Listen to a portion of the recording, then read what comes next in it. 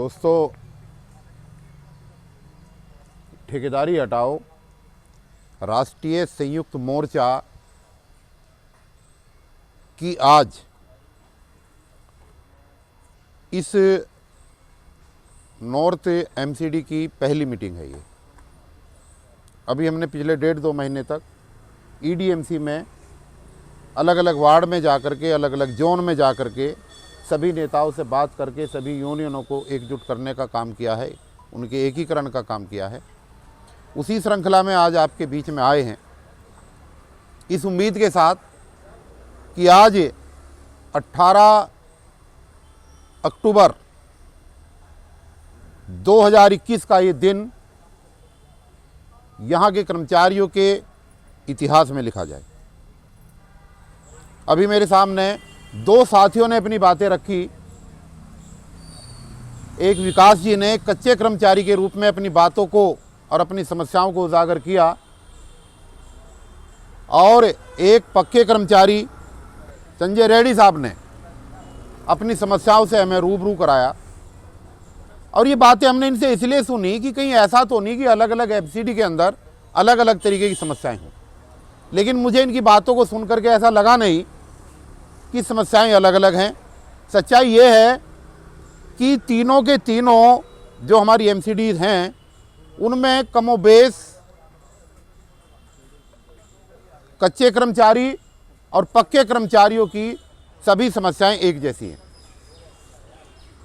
देखिए, कच्चे कर्मचारियों की समस्याओं में जो सबसे बड़ी समस्या है वो है 20 साल 25 साल पुराना कर्मचारी होने के बावजूद भी उनको पक्का नहीं किया जा रहा है, जबकि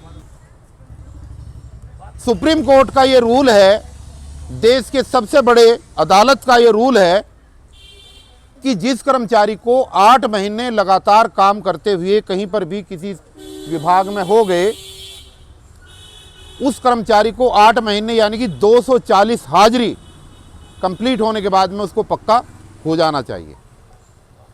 लेकिन सरकार की हठधर्मी, सरकार की हिटलरशाही, और अगर मैं ये कहूं कि सफाई कर्मचारियों को जातीय विद्वेष की भावना की वजह से कि इनका कोई वली वारिस नहीं है, इनकी कोई आवाज़ उठाने वाला नहीं है, और दूसरा ये आपस में ही ज़्यादा यूनियन बना करके लड़ते रहते हैं। ये दिल्ली का शासन और प्रशासन, सरकार चाहे केंद्र की और चाहे राज्य की हो, आप लोगों के बिखराव का ये हमेशा लाभ लेते रहे। एक साथी हड़ताल का नोटिस देता है तो दूसरी यूनियन का नेता 1 घंटे बाद अफसर के पास पहुंच जाता है कि जिसने हड़ताल का नोटिस दिया है बाबूजी उसके पास तो कुछ है ही नहीं, सारा माल मसाला तो मेरे पास है, सारे कर्मचारी मेरे पास हैं, इसलिए आप चिंता मत करना, हड़ताल सफल नहीं होने देंगे, लेकिन एक काम करना, ये मेरी 2 फाइलें हैं, इन फाइलों पे साइन कर देना। तो ये जो बीमारी यहाँ के नेताओं ने पाल रखी है, आप सब लोग, बेशक आप यहाँ पर आज 15-20 साथी हैं, कच्चे और पक्के कर्मचारी ये बात को समझ लें कि आपकी वर्तमान बदहाली का कारण, जो भी बदहाली है, उसका मेन कारण जितनी जिम्मेदार शासन और प्रशासन है उससे कहीं ज़्यादा हमारी यूनियन को चलाने वाले हमारे नेता हैं। कारण यह है, ऐसा नहीं सारे खराब हैं, इनमें से बहुत सारे नेता ऐसे हैं जो त्याग, तपस्या और बलिदान करना जानते हैं, जो बहुत ही कर्मठ हैं, ईमानदार हैं, और ईमानदारी के साथ साथ उन्होंने अपना पूरा जीवन सफाई कर्मचारियों के कल्याण के लिए लगाया है।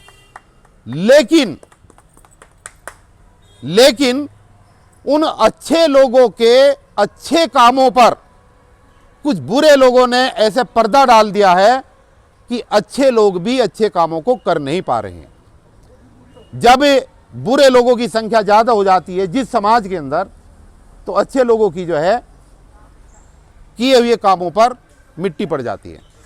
आप जानते होंगे, एसडीएमसी संयुक्त मोर्चा के अध्यक्ष हैं चेतन दास चावरिया साहब, बहुत पुराने नेता हैं, पूरा जीवन उन्होंने सफाई कर्मचारियों के कल्याण के लिए लगाया है और सारे लोग उनको वाल्मीकि समाज और सफाई कर्मचारियों के नेता के पितामह के रूप में देखते हैं।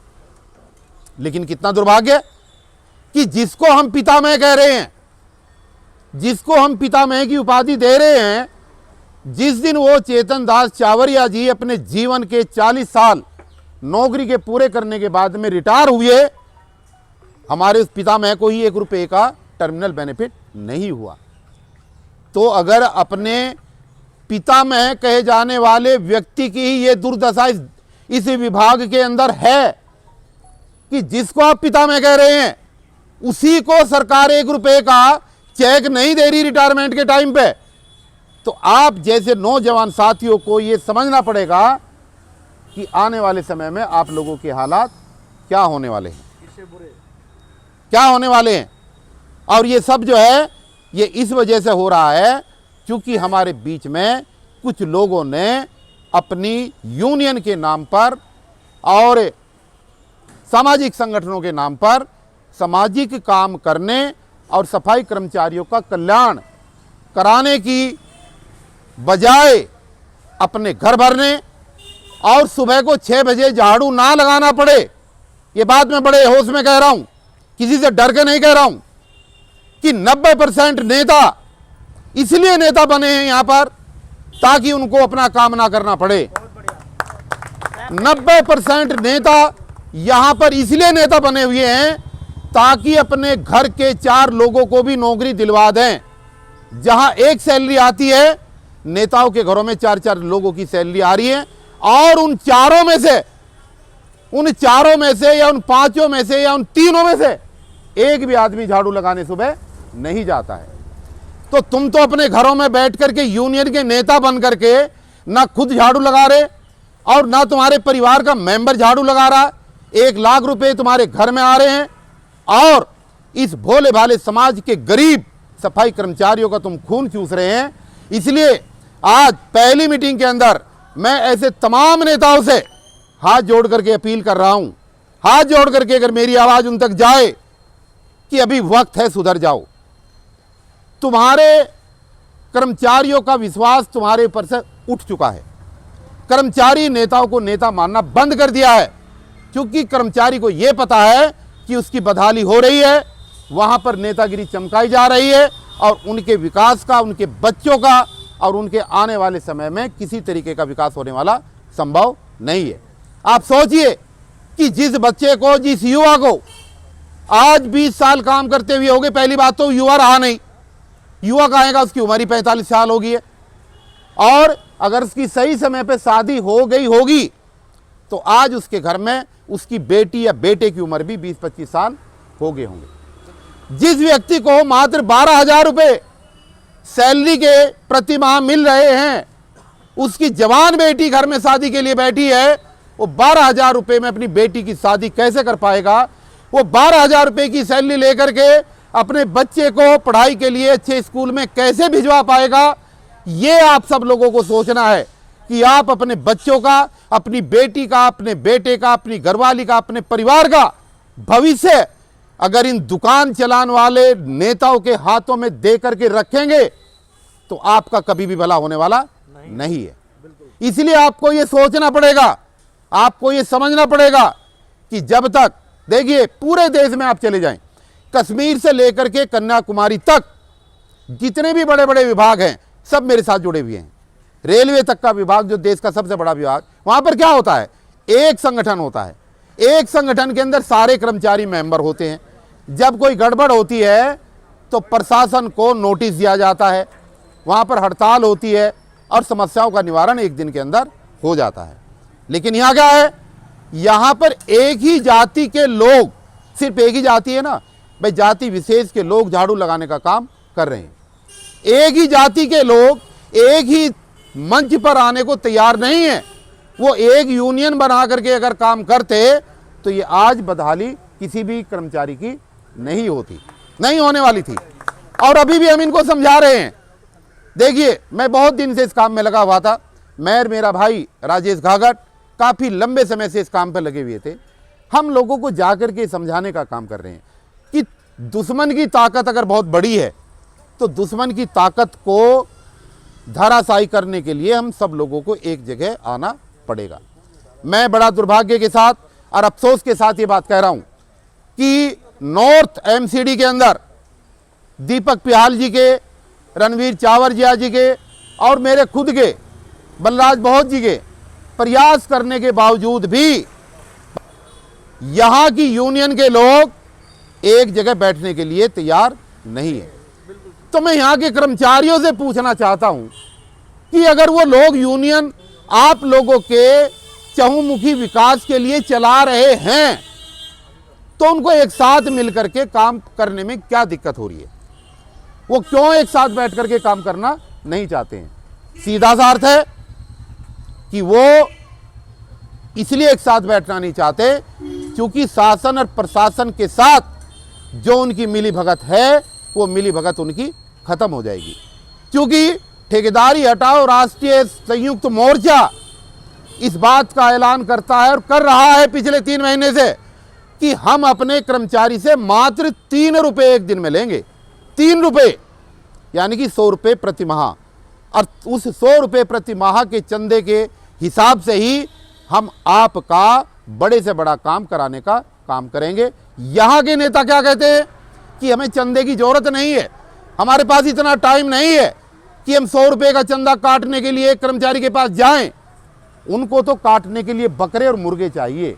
एक कर्मचारी को काट देते हैं, उससे 2, 4, 5 लाख रुपए ले लेते हैं, मोटी सी सोने की चैन बनाते हैं और गाड़ी में चश्मा लगा करके घूमते हैं। उनके कर्मचारी का क्या बदहाली हो रही है उनको उस बात का कोई लेना देना नहीं है। यहां के कर्मचारी को इस सच्चाई को समझना पड़ेगा, इस पर्दाफाश को समझना पड़ेगा। देखिए, एक दर्द था, बहुत दिनों तक मैंने उस दर्द को देखा मीटिंगों में जा जा करके।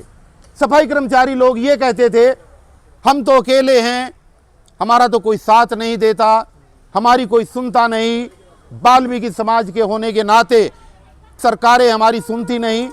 अब मैं उनसे ये कह रहा हूं कि देश का सबसे बड़ा संगठन रेलवे, देश के सारी बड़े बड़े संगठन LIC, GIC, बैंक फेडरेशन, बिजली कर्मचारी लोग और पूरा जाटव समाज, पूरा चमार समाज, पूरा धोबी समाज, पूरा खटीक समाज, पूरा मीणा समाज, पूरे क्रिश्चियन, पूरे मुसलमान जब इकट्ठे होकर के इस ठेकेदारी हटाओ राष्ट्रीय मोर्चा के अंदर शामिल हो गए हैं और वो ये कह रहे हैं कि समाज के सबसे नीचे के तबके पर खड़ा हुआ हमारा वाल्मीकि समाज के भाई और बहन, तुम्हारे साथ शोषण हो रहा है जाति के आधार पर, हम तुम्हारी लड़ाई लड़ेंगे, हम तुम्हारा हाथ पकड़ने के लिए आए हैं, आप हमें अपना हाथ दो, हम आपको खींच करके ऊपर लाएंगे।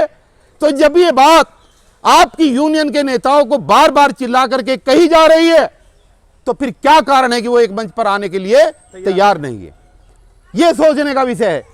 अरे पहले कहते थे कि हमारा कोई साथ नहीं देते, अब मैं ये कह रहा हूं कि हम आपके लिए खड़े हैं। और मैं अपने विभाग के चीफ इंजीनियर पद से रिटायर हूं, मैं कोई मजदूर नहीं हूं, मैं कोई सफाई कर्मचारी नहीं हूं, मुझे पक्का नहीं होना है, लेकिन वो दर्द है कि समाज के सबके से निचले तबके के लोगों को कैसे राहत पहुंचाई जाए, उनके लिए कैसा काम किया जाए। अगर बाबा साहब ने भारतीय संविधान के अंदर आरक्षण का प्रावधान दे करके हमें नौकरी ना लगाई होती तो आज हम यहाँ पर खड़े होकर के भाषण देने के लायक नहीं थे। तो उस बाबा साहब के उस मिशन को, उस बाबा साहब के कर्तव्य को, उस बाबा साहब के आखिरी आदेश को आगे बढ़ाने के लिए हमारी ये जिम्मेदारी बैठती है कि हम अपने उन भाइयों और उनकी अपने बहनों के लिए जिनका शोषण हो रहा है उनको सहारा दें, उनको रास्ता दिखाएं, उनको शिक्षा के क्षेत्र में लेकर के आएं, उनके बच्चों के आने वाले समय में कैसे रास्ता उनकी उन्नति का बने, ये हमारा उत्तरदायित्व बनता है।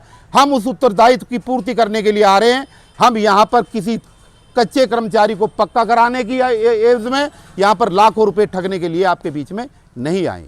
तो ये यहाँ के कर्मचारी को समझना पड़ेगा। जहां तक भी आज नॉर्थ दिल्ली की एमसीडी के अंदर मेरी आवाज जा रही है, मैं तमाम नेताओं को, जो यूनियन में यहाँ पर दर्जनों से ज्यादा यूनियनें हैं, उन तमाम नेताओं को मैं हाथ जोड़ करके फिर एक बार अपील करता हूं, एक बार फिर नमन करता हूं उनको कि आपने जो किया, जो भी कुछ किया, उसको हम सलाम करते हैं, सैल्यूट करते हैं।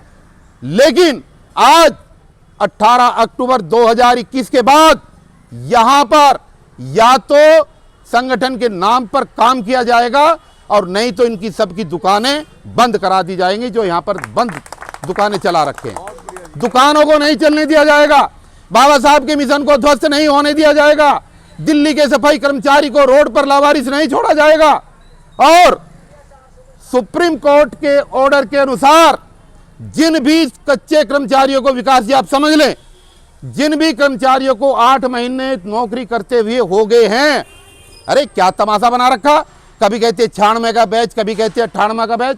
96 98 का बैच नहीं, दिसंबर 2020 तक जितने भी कच्चे कर्मचारी हैं और जितने कच्चे कर्मचारी यहां पर काम कर रहे हैं, सरकार को एक ही झटके के अंदर सारे कर्मचारियों को पक्का करना पड़ेगा, नहीं तो हम दिल्ली को चलने नहीं देंगे, नहीं चलने देंगे। आज वाल्मीकि समाज लावारिस समाज नहीं है, आज वाल्मीकि समाज की बहनें और भाई लावारिस नहीं है।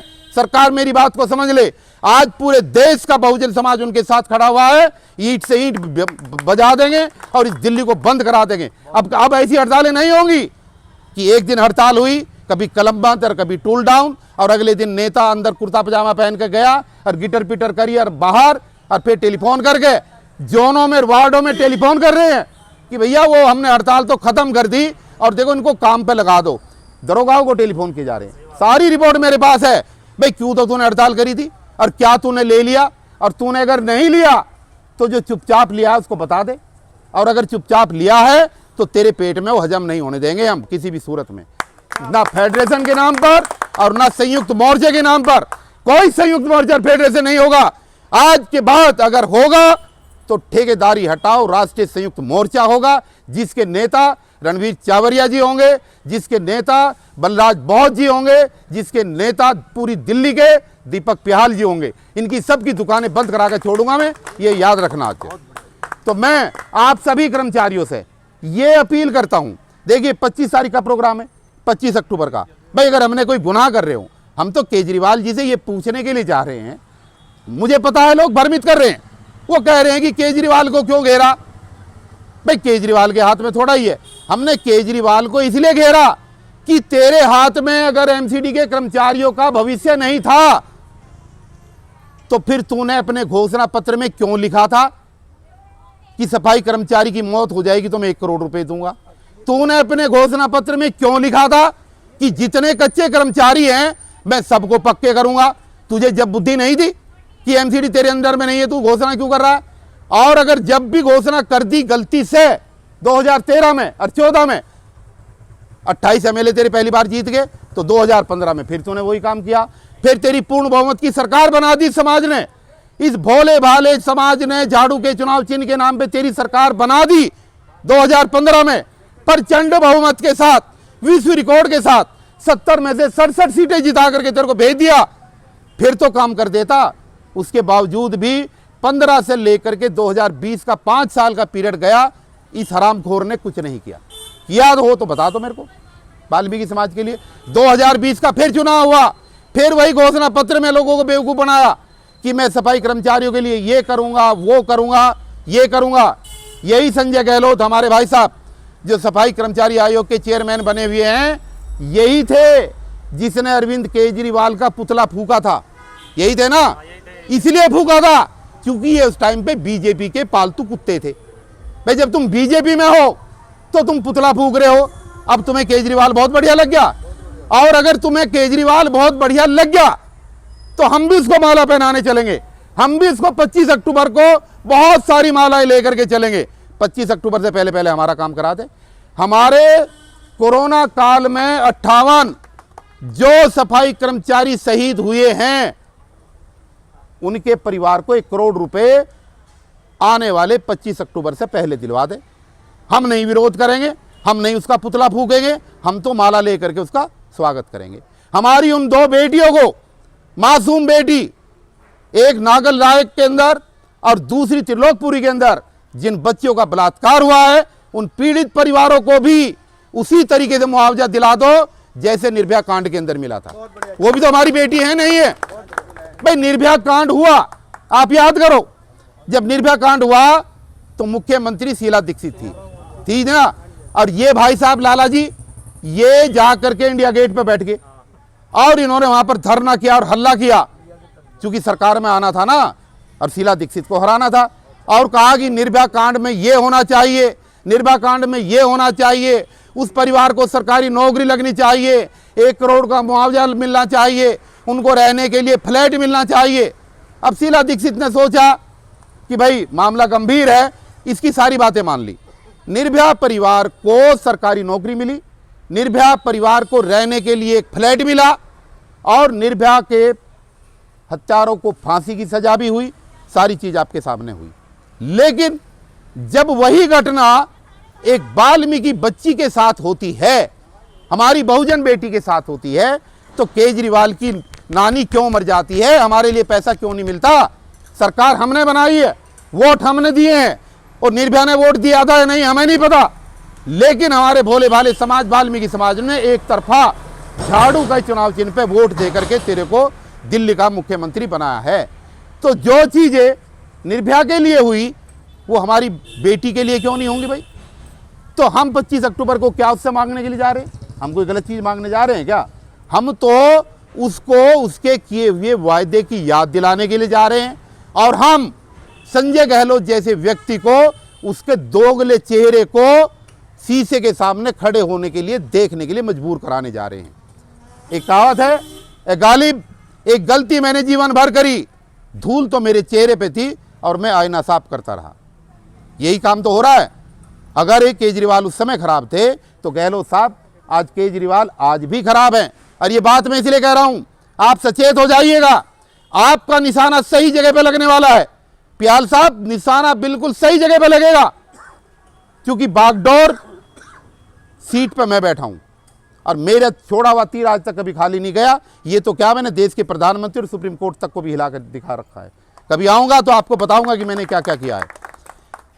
हमारे इस 25 अक्टूबर के प्रोग्राम को फ्लॉप करने के लिए इन्होंने, श्रीमान जी ने क्या किया कि वाल्मीकि जयंती तो 20 तारीख को है ना, इसने जानबूझ के कि आप जैसे भोले भाले लोग वाल्मीकि जयंती के नाम पे मेरे यहां आ जाएं, तो हमारे प्रोग्राम को फ्लॉप कराने के लिए हमारे ही प्रोग्राम के सामने केजरीवाल जी ने जो है वाल्मीकि जयंती मनाने का काम किया। भाई भैया पहले तो वाल्मीकि जयंती नहीं मनाता था कभी भी, अब के कैसे वाल्मीकि जी याद आ गए? और वाल्मीकि जयंती तुझे मनानी है तो 20 को मना, 21 को मना, 22 को मना, 23 को मना, लेकिन उसी दिन क्यों? ये चाल है ताकि इस भोले भाले समाज को फिर गुमराह किया जा सके।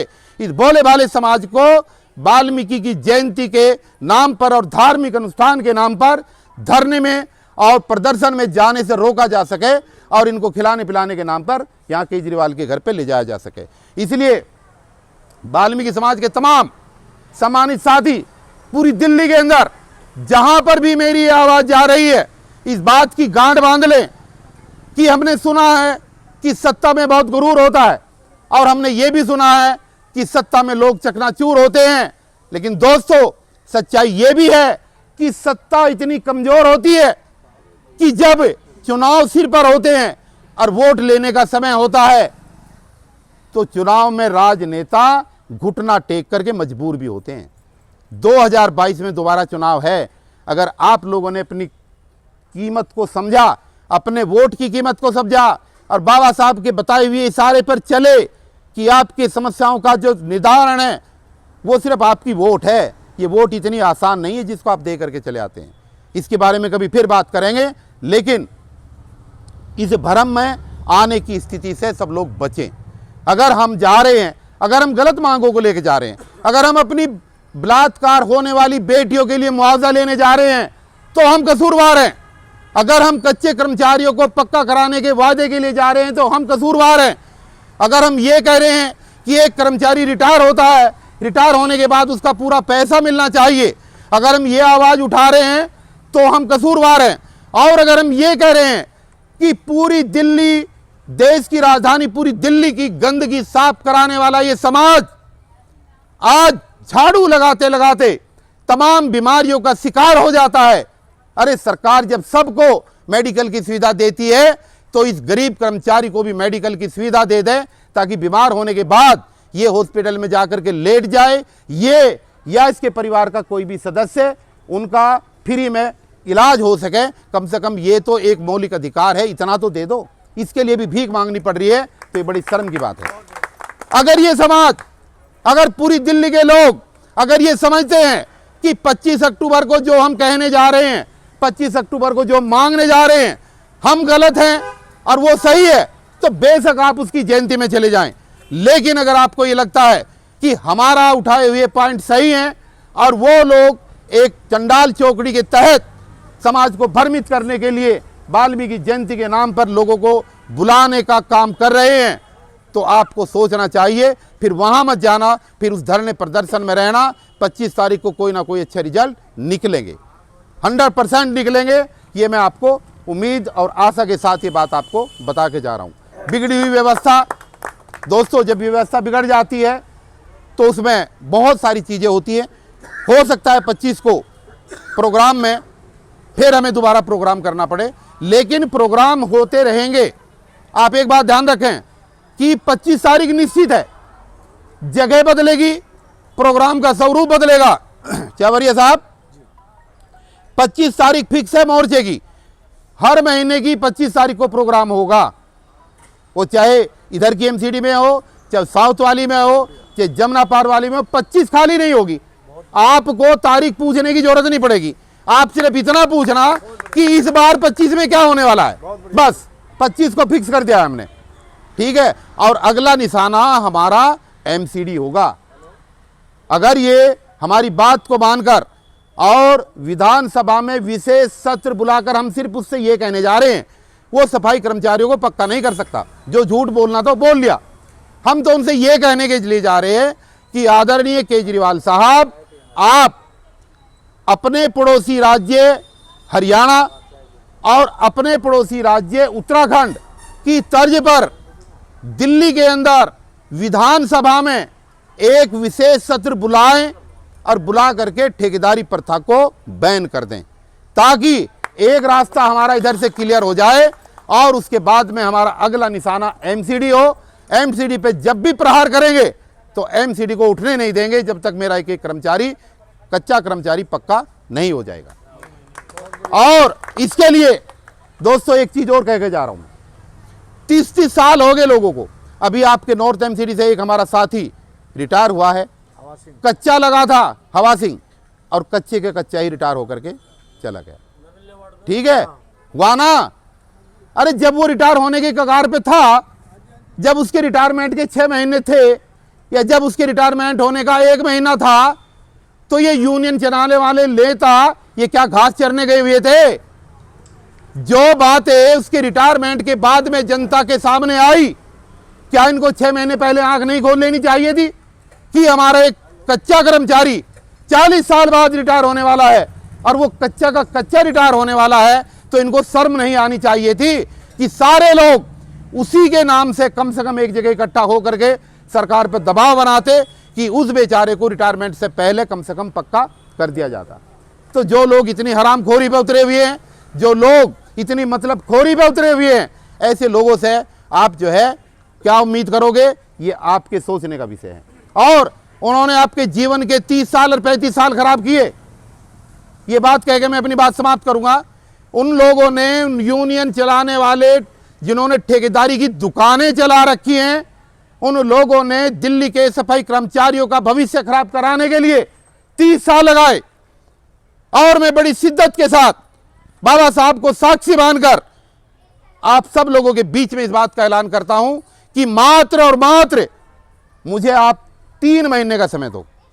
3 महीने, सिर्फ 3 महीने चावरिया साहब, 3 महीने के अंदर आपकी समस्याओं का समाधान करके हम दिखाएंगे, लेकिन ईमानदारी के साथ खड़े हो जाना जहां हम कहें। 3 महीने तो कोई बहुत बड़ी बात नहीं है। 3 महीने में आपको पता लग जाएगा कि जो अब तक दुकानों में आपने राशन भरा, वो दुकानें आपके राशन से कहां पर चली, वो जाकर के शिमला में चली या हरिद्वार में चली, और आपको उसमें क्या मिला। और ये जहां हम आपसे कुछ भी नहीं मांग रहे, हम आपसे कुछ भी नहीं मांग रहे, ना चंदा मांग रहे, ना खून मांग रहे, ना पानी मांग रहे, ना दूध मांग रहे, ना दारू की बोतल मांग रहे, ना शाम का मुर्गा मांग रहे। यही होता है, मैं देख रहा हूं, बहुत दिनों से देख रहा हूं। जिनकी औकात थैली पीने की नहीं, तो 500 रुपये की बोतल पी करके शाम को लंबी लंबी बातें करते हैं और अगले दिन नेतागिरी करते हैं। ये इनकी दुकानें, इनकी ये दारू की जो ठिये है ना, ये बंद कराने हैं। जब तक ये बंद नहीं होंगे, जब तक आप लोगों का कल्याण नहीं होगा, विकास समझ ले। और नए लड़के विशेष रूप से जो कच्चे कर्मचारी हैं, एक बात और समझ लो, पक्के कर्मचारियों की समस्याएं कम हैं, उनकी समस्या मात्र छोटी है। पीएफ का मामला 1232 करोड़ का मामला है, मैंने आरटीआई से निकलवाया है। 1232 करोड़ रुपया आपका पिछले 6 साल से आपकी सैलरी से कट करके जमा हुआ है, लेकिन अकाउंट में कितना है, हैरान रह जाओगे जान करके। जब ये पूछा कि है कितना, तो मात्र 28 करोड़ रुपए हैं इसके अंदर। तो भैया 1200 करोड़ कहां चले गए? एमसीडी बताएगी ना, मेयर बताएगा, मेयर नहीं, मेयर का बाप भी बताएगा और कमिश्नर बताएगा कि सफाई कर्मचारियों की सैलरी से कटा हुआ 1200 करोड़ रुपए कहां गया। और आपने देखा होगा कि एक हफ्ते से आम आदमी पार्टी वाले दे प्रेस कॉन्फ्रेंस रोजाना कर रहे हैं, ताकि अपनी बोल को फिर वो एमसीडी के पाले में डालने का काम कर रहे हैं। लेकिन अभी क्यों याद आया? जैसे जैसे 25 अक्टूबर नजदीक आएगी, इनके सबके पेट में मरोड़े और दर्द होने शुरू हो जाएंगे, होंगे ना। लेकिन मैं आपसे एक अपील करके जा रहा हूं, संख्या दोस्तों चाहे कम ही आए, बेशक कम आए, इससे कोई फर्क नहीं पड़ता। 100 हीजड़े और गीदड़ पालने से अच्छा है कि 5 शेर पाल लो। मुझे 100 गीदड़ नहीं पालने हैं। और हीजड़ों का सरदार बनने से बेहतर है कि मर्दों का चौकीदार बन जाओ। ठीक है, तुम ये मत समझना कि ये 10 बैठे हैं, ये 10 ही अगले 1 महीने में मैं इनसे 10 तक क्रांति करा दूंगा, ये मेरी जिम्मेदारी है। नवंबर के महीने में नॉर्थ एमसीडी में क्रांति कराने का काम मेरा है, तुम्हारे 10 से ही करा दूंगा। लेकिन तुम 10 ईमानदारी के साथ खड़े होना, अपने बच्चों के लिए खड़े होना, मेरे लिए खड़े मत होना, संगठन के लिए खड़े होने की जरूरत नहीं है। आपको सिर्फ ये देखना है कि मेरा आने वाला बच्चा, शिक्षा से महरूम बच्चा, मेरे घर में बैठी हुई मेरी बहन या मेरी बेटी जवान, मैं उसके लिए क्या करूंगा और क्या नहीं करूंगा। ईमानदारी से, ईश्वर को साक्षी मानते हुए, जिसको भी आप मानते हो, सिर्फ उसकी तरफ देख करके आगे बढ़ जाना आंदोलन में। आपको कभी भी यहां पर मायूसी नहीं मिलेगी, यहां पर आपको धोखा नहीं मिलेगा, क्योंकि यहां पर जो टीम काम कर रही है, वो टीम है जिस टीम के कम से कम 20 लोग ऐसे हैं जिनको 2-2, 3-3 लाख रुपए सैलरी या तो मिली है या आज भी मिल रही है। वो आपके चंदे के लिए आपके बीच में नहीं आ रहे, वो उस दर्द को लेकर के आ रहे हैं जो उनका फर्ज है, जो उनको आगे समाज को बढ़ाने में करना चाहिए। तो ज़्यादा लंबी बात ना करते हुए, आज इस वार्ड के अंदर जो रोहिणी का वार्ड है, 25 नंबर वार्ड, आप सब लोग यहाँ पर युवा साथी, मेरी बातों को आपने सुना और आपकी बातों के कहने और बताने के माध्यम से ही, इस चैनल के माध्यम से शायद और भी हजारों साथी मेरी आज की इस वीडियो को सुनेंगे।